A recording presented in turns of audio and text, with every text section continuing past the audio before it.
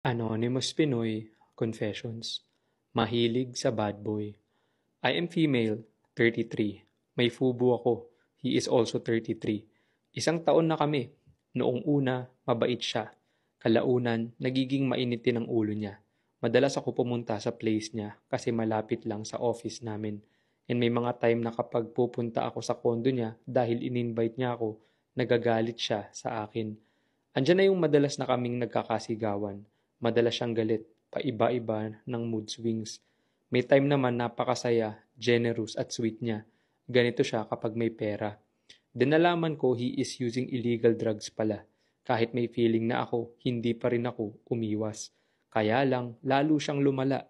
Dumating sa point na sinisira na niya pati ang gamit ko. Like one time, naiwan ko ang dress ko sa kondo niya. Wala raw siyang nakita. Then aksidente kong nakita sa ilalim ng kama niya. Sunog. One time din, nawala yung picture ko sa wallet ko. Nakita ko na lang sa basurahan niya na gupit-gupit na. But still, nagstay ako. And ngayon, magwa 1 year na kami. Kaso palala na siya ng palala. Tapos gusto pa niyang lumipat na sa bahay ko kasi medyo mainit na siya sa batas. Nasa watchlist na siya. Sabi ko na lang hindi pwede dahil parents ko ang nagbabayad ng apartment ko. Natatakot man ako pero hindi ko siya maiwan. Isa pa, 2 months na akong delayed ngayon.